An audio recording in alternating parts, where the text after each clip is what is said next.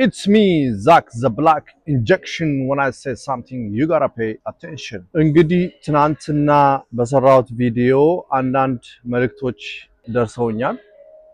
በጣም ጥሩ ሐሳብ ነው። ይሄ ያመጣው ሐሳብ የወደፊት ሀገር ተረካቢዎችን የሚያንጽ ነው። ጥሩ ዜጋን የሚያፈራ ነው። ታሪክ ራሱን እንዳይደግም የሚጠቅም ነው። ያላባት ያደጉ ልጆች፣ በአባት የተካዱ ልጆች እነሱም ነገ ከተለያዩ ሴቶች እየወለዱ ልጃቸውን እንዳይክዱ ትልቅ አስተዋጽኦ ያደርጋል። ህጋዊ ባልሆነ መንገድ ስደት አገራቸውን ጥለው ለተሻለ ህይወት ፍለጋ በየበረሃው፣ በየባህሩ፣ በየእስር ቤቱ ለአካል ጉዳትና ለሞት አይዳረጉም የሚል አስተያየቶች መተውልኛል።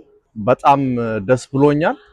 አሁንም ቢሆን ከሀብታሞች፣ ከባለስልጣኖች፣ ከሴሌብሪቲዎች፣ ከተለያዩ ሰዎች ወልዳችሁ የተካዳችሁ እናቶች ወደኔ በመምጣት መጀመሪያ በሰላማዊ መንገድ ልጃቸውን አክሰፕት እንዲያደርጉ፣ እንዲቀበሉ፣ እንዲያሳድጉ አቅም ካላቸው ማለት ነው እንዲያስተምሩ፣ ሀብት ካላቸው ደግሞ ከዚህ ዓለም በሚለዩበት ጊዜ ከሀብታቸው ተካፋይ እንዲሆኑ የሚጠቅም ነውና እናቶች ወልዳችሁ የተካዳችሁ ካላችሁ ወይም ለማንም እንዳትናገሩ እየተባላችሁ በብጥስጣሽ ብር ዝም ያስባሏችሁ ካሉ ወደኔ ኑ።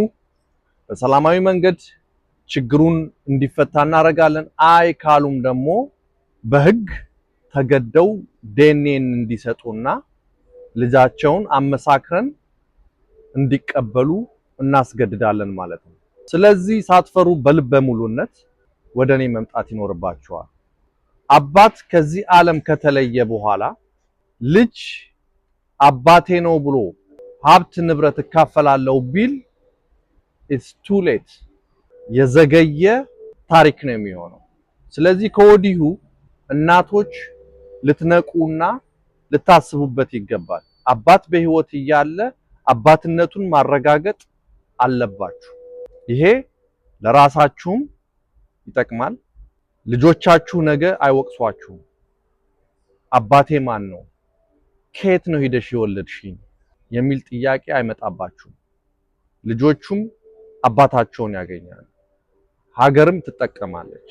ሁሉም ከስነ ልቦና ተጽዕኖ ነፃ ይሆናል። ስለዚህ ይሄ ነገር በጣም ይጠቅማል። ከተለያየ ሰው ወልዳችሁ የተካዳችሁ ካላችሁ በዋትስአፕ እና በኢሜል ልታገኙን ትችላላችሁ። አስፈላጊውን እገዛ እናደርጋለን። ህጋዊ ባልሆነ መንገድ ስደት ሞትን ያስከትላል። ጤና ይስጥልኝ።